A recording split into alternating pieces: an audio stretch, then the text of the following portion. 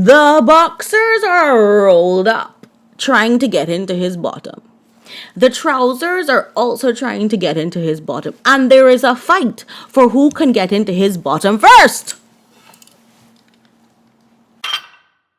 Hello everyone and welcome back to my channel, Leilani of Barbados. Today I want to talk about two things. I want to talk about Lady Colin Campbell's report from Goring Castle. Oh, by the way, I'm dressed like this because I have just come back from a castle dinner show that I went to with my son at a medieval castle, and it was an amazing time. But I still have on the costume. By the way, I was the only person in costume, so awkward. But anyway.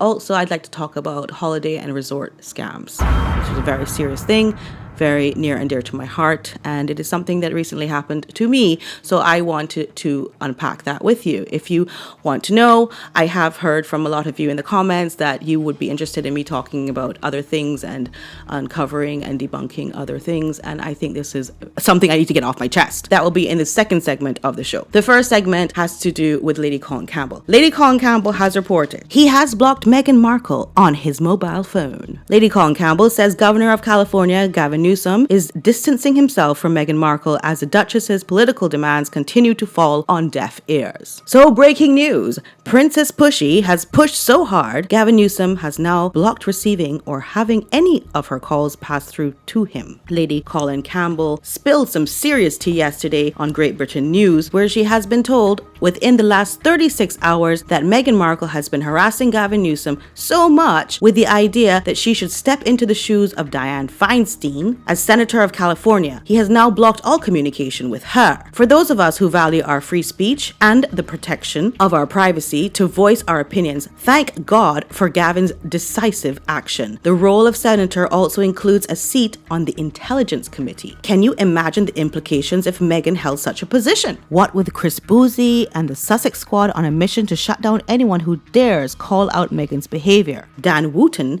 being a prime example. I didn't know Dan Wooten was going through something. I honestly did not. And the doxing and threats generated by the Sussex squad on leading Megxiters and journalists alike. Meghan with access to intelligence? Very worrying indeed. Okay, so here's my take on this. I am not surprised. From the time that Tim Dillon unveiled that he was at a Hollywood party where other celebrities were receiving texts and phone calls on the spot from Meghan Markle begging to come to the party. And I was at a celebrity party the other night talking to somebody about this, and they go, these people are just, it's constant with them. She was texting the person I was with there. And no, you can't come.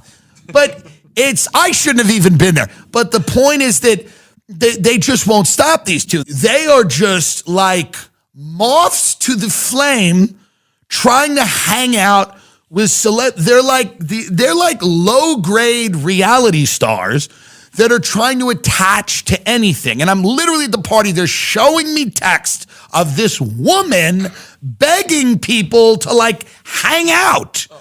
She's trying to get places. It's sad. And a lot of it isn't working, and they're rolling their eyes to me, and they're going, LOL, and we're all having a good laugh about this because they're just a bunch of goons, and no one cares. Now listen, at the end of the day, I respect the hustle. I get what she's trying to do. I get what they're trying to do, but it didn't work, right?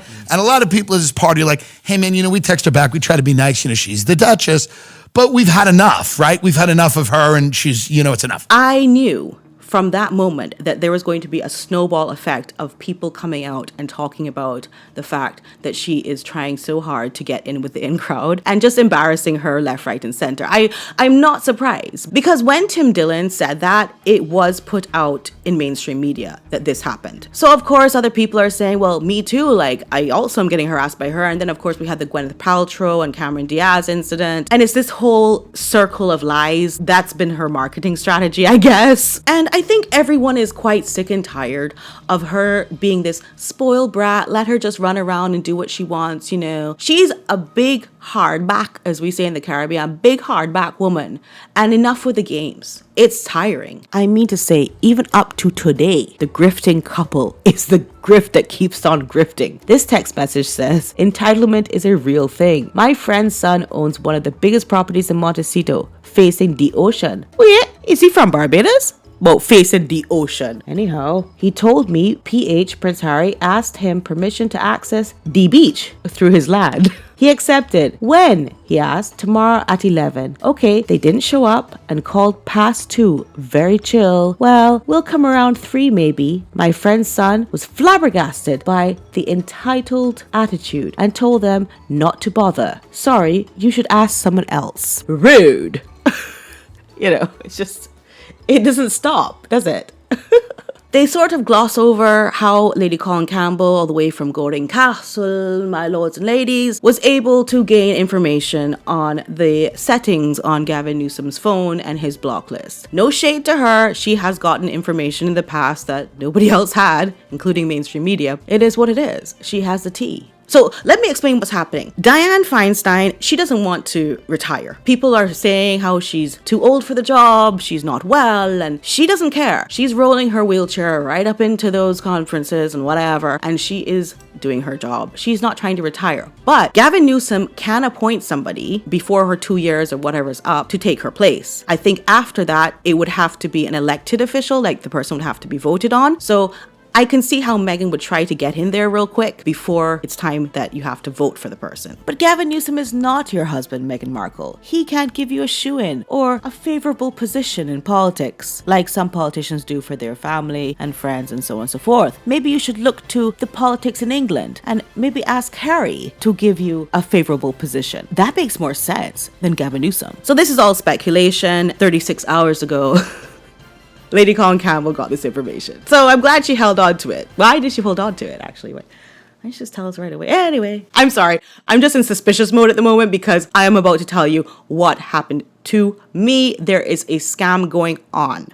Any family and friends that you may have that want to visit the Disney theme parks, the Universal Studios theme parks, or any big theme parks in general, this scam company has resorts all over the world, and you just have to be really careful. Let's go. This resort company tells you that all you have to do is tour one of their resorts, which you might be interested in staying in, and then do a review on the resort, and you get $150 plus a wonderful breakfast or lunch. You can choose which one. That's all you have to do. What actually ends up happening is that they capture you in a room flanked by police officers who are armed, and they do not let you leave until you give them $200,000. Well, you know your girl, right? What do you think happened to me? We're gonna get into it. I don't want to do any spoilers. Let's start with why this even happened to me. So I took my son to Universal Studios because he loves roller coasters. I, on the other hand, don't like them as much, but it's a labor of love for my son. So off we went. We had a lovely time at Universal Studios. We rode all the roller coasters.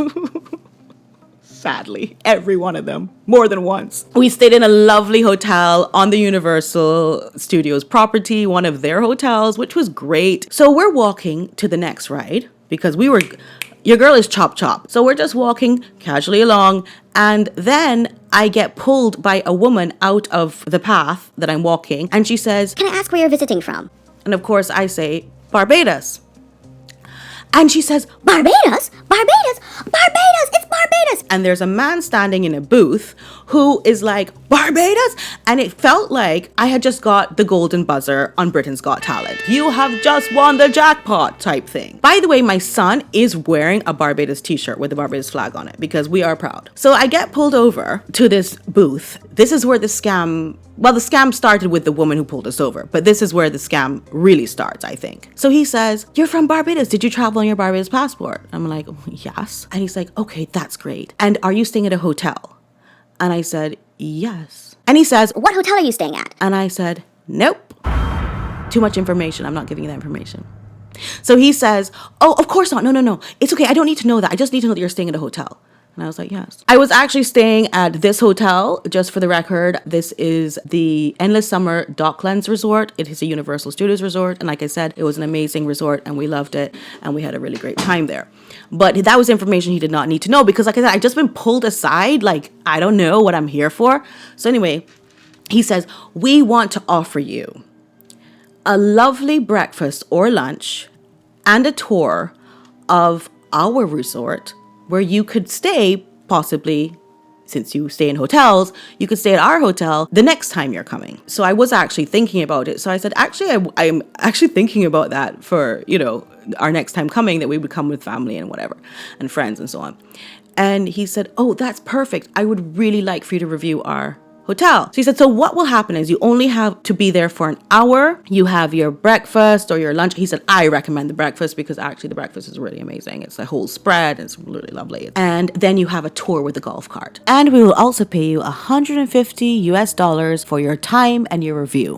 So in that hour, you have a golf cart tour and dining experience, all in 1 hour. So I was like, okay, that's cool. I'm thinking, well, we just don't have to do breakfast at the hotel. We could just do breakfast at their hotel and then see what we like about it. And then he says, oh, but you do have to give us $20 to reserve the appointment. And that is honestly not a red flag because everything you do nowadays, you have to pay for the reservation. I find even when you have to do a dinner reservation in these sort of theme park, huge resort things, you do have to give a deposit. So that did not seem unusual. I gave him the $20 and he said, and when you get the $150 for your tour, do you want it in cash? And I was like, well, yes, because I'm giving you cash, so I obviously want it back in cash. And he said, you'll get the 150 plus the 20, so you'll get 170 back in cash. Okay. So I was like, all right, cool.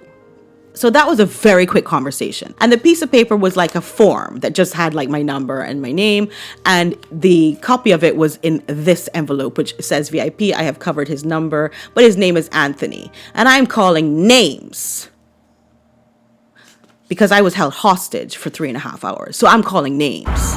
Okay. He actually works for a third party company and he gets $400 every time he gets a person to enter into this property and do the tour.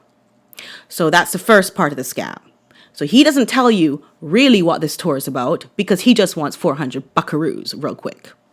We enter into the property. It is a gated community and the gentleman at the gate is an older gentleman from the Caribbean. And I said, I'm here for the tour. And he says, oh, you have your paper?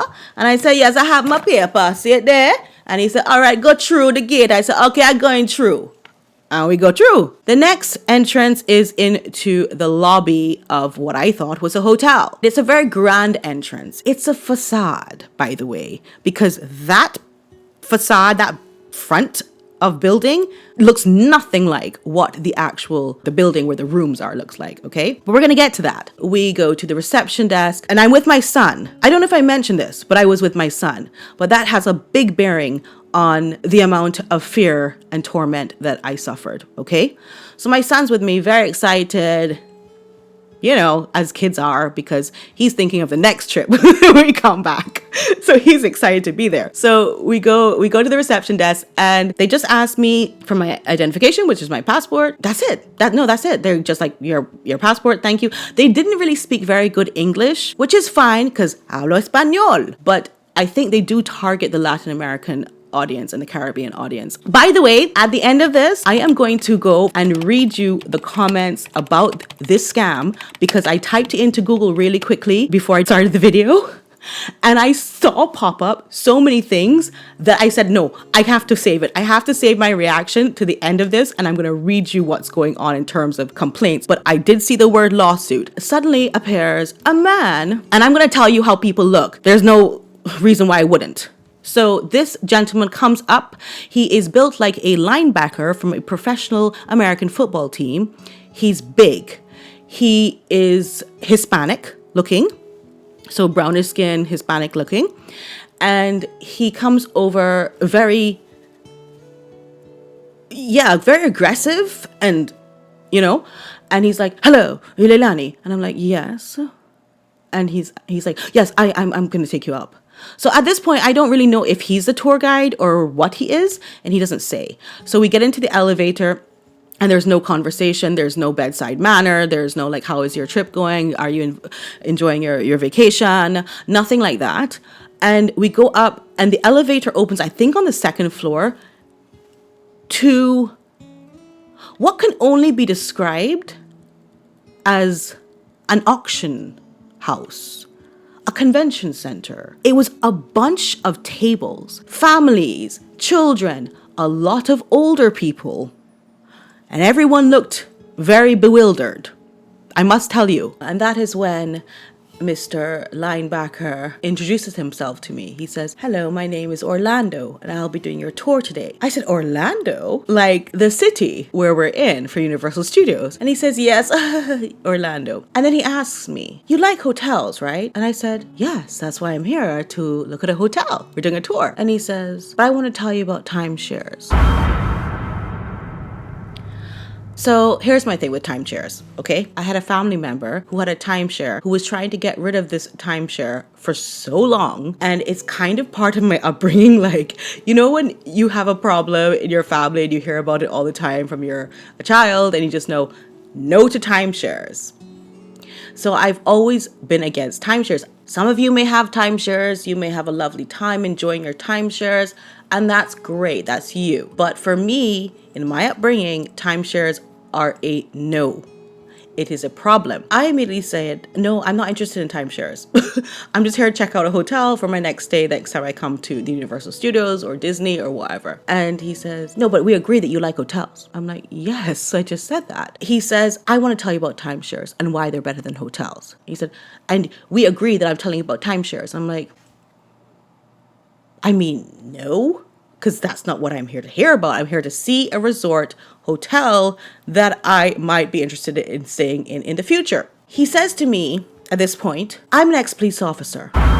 Okay? I'm very straightforward. I used to be a police officer in Texas, and I have now moved here to Florida to get into real estate." And I'm thinking, this is real estate? Okay. This is where his aggressive arc really begins. He starts to get very angry because I guess I've upset him by talking about timeshares, which I didn't even think I was there to talk about. So he starts rambling on about timeshares and how you get the title and it's not like owning a home because you don't have to go through the bank to get loans and mortgages, but you just get this place and it's your place and you can live anywhere in the world. And what places in the world, he's asking me, would you like to live in or stay in or whatever? But you know, you have this piece of real estate anywhere in the world and timeshares are great and they're better than hotels. And I'm like half listening because I'm hungry. So I was like, "Excuse me, I'm sorry. I was supposed to have breakfast here." And he said, "Oh, right. What did they offer you for your tour?" I said, "They offered me breakfast and $150 to review the hotel." And he says, Okay. Yes, if you just go there, you can have the breakfast." And he points. There is a kitchen counter which has 3 pans of food on it. Burnt sausages, plastic-looking scrambled eggs, and another pan of burnt bacon. This is the dining experience. This is the spread. As soon as we sit down to eat, this Orlando is like, "Let me tell you something." And he slams down this telephone book sized brochure and says, "We have resorts all over the world. So you can choose any resort." So I look at the book and it has like, you know how back in the day you'd have a textbook and you'd put your name on the side so nobody steals it? He had his name written, except it said Orlando. Orlado. There was no N. So I look at it and I say, "I'm sorry, is your name Orlando or Orlado?" "It's Orlando, right? His surname." So I said, "Okay, because the book says Orlando." And he says, "Oh, the N is missing. I see you. I like you. You're very smart." You smart. You loyal. You're grateful. I appreciate that. I'm just trying to eat this crap in peace, which I tried to eat and I honestly could not eat it. It was ridiculous. I even thought of going back to see if they had refreshed the burnt food and but he wouldn't even let me. He just kept talking and talking about timeshares. And I'm going to tell you the time. It went on for about 1.5 hours of him talking. The whole time, me trying to get him back to the point where I don't want a timeshare. I'm here to look at hotels and it doesn't work. While he's talking, I start looking around the room and I see that around the perimeter of the room are armed police officers with a Glock on one side, a taser on one side, and full bulletproof vest. And I just said to him, "Sorry, could I ask you, why are there police officers here?" And he says, "Oh no, we have a lot of security here on property. There are security guards and all kinds of things. We have a lot of things." I said, No. There's an armed police officer there and there and there. Why is that?" And he says, well, sometimes people get a little bit angry when they're in here, so we need police officers to make sure everything's okay. What? And of course, I'm already feeling angry because it's been an hour and a half and I haven't even seen a hotel room. So I said, look, my son is getting really tired. Okay, so can we just get on with the tour? So he says, okay, I know you want to get on with the tour. So we get up and he puts us a stand exactly next to one of the police officers. Now, I just want to say something, a disclaimer about police officers. I have a good friend from school who is married to a high-ranking police officer, Boston, and I don't think of police officers and crooked in the same sentence as a result, okay? I don't think of it. But the way I was put next to this gentleman who was on his phone on Instagram or something, he was like scrolling. I was just like, what am I doing here? Orlando comes back and says, okay, we can go down to do the tour. So we go over to like a lobby area where the elevators are. And my son is looking at the map of the residences. He says to my son, come over here. Look, this is our CEO, David A. Siegel. It's like he's a cult leader. There's this huge poster of him. And there are several posters of him. He owns all of the resorts, all over the place. We get into the elevator. We go down to this fabulous lobby. We get into the golf cart. And at that point, I'm getting really pissed off because I'm realizing this man is still trying to sell me a timeshare. So I said, the person who talked to me at the park and drew me aside and told me that I had won this big VIP voucher thing, does he work here on property? Because I wanted to go and talk to him. And he said, no, that's a third company that they've been using. Actually, we're trying to get rid of that third party company because they get $400 every time they send somebody to us. And we're trying to get rid of that. Okay, scam versus scam. Scams are fighting of the titans of scams. I don't know. He drives us to the end of the earth. Literally, he drives us through and through all this resort. So we park up to go and view the hotel room. Immediately as we get out the golf cart, I hear somebody arguing crazily on the phone. Like they're shouting, they're cursing, they're carrying on. And I thought to myself, this ain't really good for marketing, is it? Now, this facade of this building was very different. It looked very much like the hospital that I gave birth to my son at. There was nothing interesting about this building. So we go up and we go inside of the model hotel room. And there are other tour groups there showing the houses and they're talking very softly and nicely to each other and whatever. This guy is like, and I want to tell you about timeshare and timeshare and timeshare. He takes me into one of the bedrooms and then he says, shut the door. So I'm holding my son's hand and I just go against the door and shut it. But I'm already looking for the exit. So I see there's a bathroom that I can exit through because there's a bathroom door and then there's a door out to the apartment. So I already clocked that. And I shut the door and he says, doesn't this look like a hotel room? And I said, yes, this room looks like a hotel room. He said, but you agree that this looks like a hotel room, right? And I'm like, yes, it does. I just said that. And he says, and that would be where the TV is. Do you agree with that? And I'm like, this man, I just want to take a break here. This man is quizzing me like I'm in some kind of interrogation about what a hotel room looks like and if this room equates to a hotel room. And he's giving me the cross question. Why, though, is he an ex-policeman?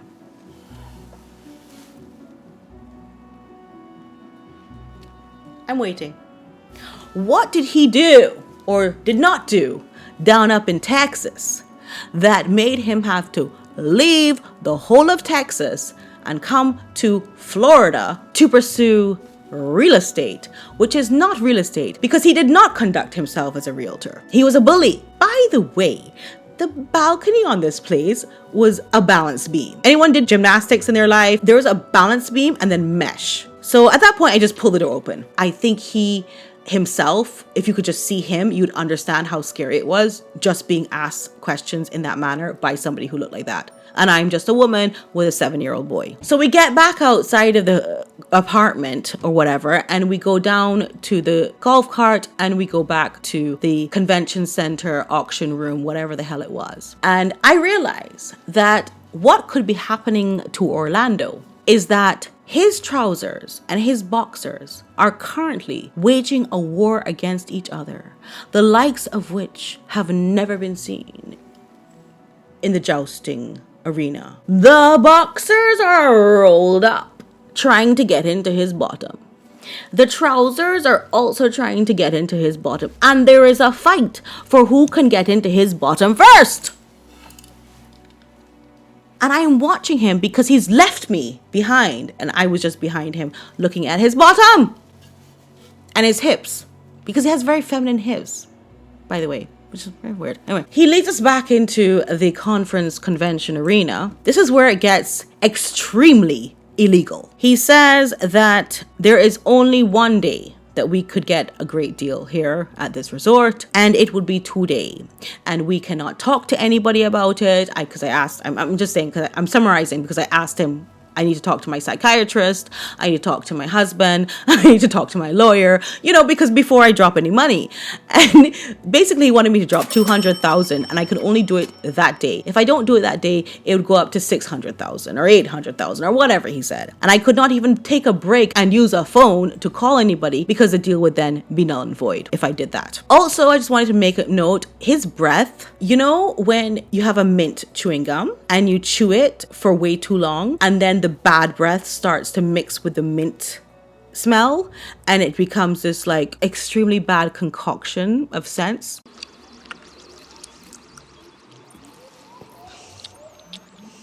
How is it, honey? It's amazing.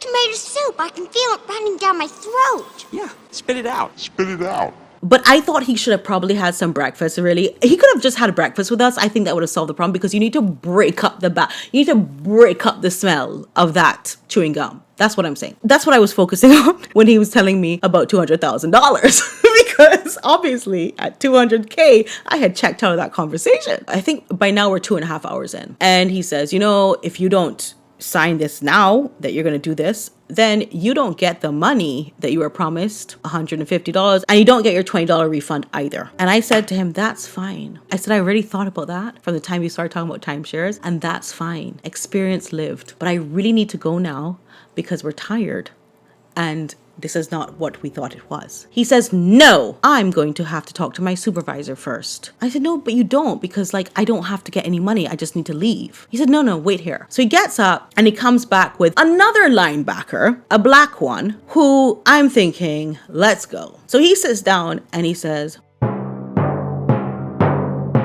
so this was what was really weird about the black supervisor is that he couldn't make eye contact with me. He kept looking from side to side like this. He's like, so, look, tell me what I need to tell you in order for you to sign this contract. And I'm trying to get his eye contact because I'm at the point where I need to appeal to him. Just let me leave. And I said, you'd have to tell me it's free, which was the worst thing to say because he was like, what? And so I have his eyes. So I say, I can't do this anymore. I can't do this. So he says, okay, hold on. So then he leaves. Mr. Orlando says that he's not done yet and I still have to wait. And I was like, can you just show me how to get out because I can just leave now? And he says, no, he really wants me to get this place and he will reduce the 200K deposit or payment or whatever to 12,000. And I'm like I said, I would not be dropping any money. I don't have the money.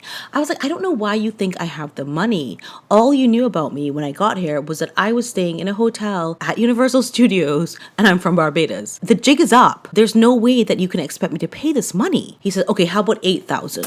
I was like, what? No. He says, well, if you pay 8,000 today, you'll be able to stay at this place in 3 months. I said, no, I'm not here to spend any money. He says, okay, wait, no, I'm going to get my other guy. I said, wait, you don't have to get anybody else today or tomorrow or the next day. I just want to go. He said, no, but the person who's coming here is just going to sign off your check. So then this other gentleman comes. He sits down at this small table and he says to me, where are you from? I said, Barbados. That's why they pulled me aside apparently. And he said, well, I'm from Morocco. I said, oh, great. I've been to Morocco. Because at this point, honey, I'm about to tell him that whoever his family is, I have a cousin who married his family and we are family. So please do not do me this and let me just go. And I said, I've been to Morocco. He said, where? I said, Agadir, Casablanca, Fez. He said, okay, well, he doesn't care. He said, I want to offer you a stay at our hotels for 2 weeks. I looked at him and I said, what's the catch? He said, you just have to pay $250 today. I said, Jesus, Lord, have mercy on my soul. I'm not here to spend any money on anything. I was supposed to do a review on a hotel. I said, I can't keep doing this. As I've told the others from 3.5 hours ago, this is not what I was here for. So anyway, he does a quick stamp, signs off something and says, here's your check. Girl, I was like, check. At this point, I thought that that was not forthcoming at all. So anyway, at this point, Mr. Latino football player guy gets so pissed off that he slams his briefcase shut, which is a fake Louis Vuitton briefcase. He slams it shut and he just walks away. He does not say, goodbye, dog. And that would have been better than what he did. Anyway, so we go down to the lobby and we go to the cash out. And so I go to the cash out lady and I'm like, let me ask you something, darling. How many people actually come through here and come to you to redeem their $20 deposit and $150? She said, about 50. I said, ain't no way 50 people on any given Sunday or day of the week of our Lord could have come down to you and got through this process. She said, why? I said, because I have just had the most hellish experience I've ever experienced in my life. She said, oh, really? I'm so sorry you experienced that. And I told her, I'm going to make a video on this. She said, you should, and you should complain. I said, girl, don't worry. Anyway, that brings us to the end of this story time. I got my 170 in cash, honey. I did not have to give them a investment Ponzi scheme, timeshare, whatever. I did not have to sign up for any of that, but it was a very harrowing experience. So I just want everyone to know, do not fall for these scams. I decided to Google, as I told you, I was going to leave this to the end, Westgate resort scam. Please don't get scammed, okay? They still work doing their best suckering people into buying their timeshares, and then there's a lot of bad words, you will not be able to fulfill. Lawsuit against Westgate Resorts stems from misleading. And this is an article written in 2020, which refers to a matter that was filed in 2019. So since 2019, Westgate has been getting lawsuits.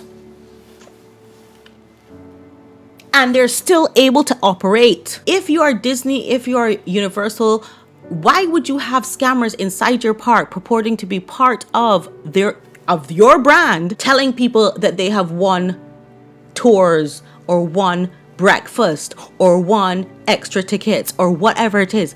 Why are you allowing these people inside your park? Your park is supposed to be family friendly. I think back on some of the families I saw in that auction room that were many children, babies in arms, people who are sitting through this kind of torment. Your girl left unscathed. I got my $170, and it was the hardest $170 I've ever made in my life. Yeah? Blueberry. Yeah. The lights are on, the camera's on. Okay, you see everything is okay? Okay. Here's Blueberry. He's all healed up. He's doing really well. And as you can see, he's happy to be here. Okay, jump down. So anyway, thank you so much for watching me. If you want to hear the rest of this, I can go down the rabbit hole of the lawsuit. Write comments in the comment section. Email me if you want to, because you have an email address for me. Leilani of Barbados at gmail.com. Lots of love to you. Love you. Bye. Bye. Don't forget to subscribe to my son's YouTube channel, Valentine's Playroom. If you have any bambinos, nieces, nephews, grandchildren, anyone who would like to look at an island boy having adventures, please subscribe to his channel. The link is in the description. Thank you.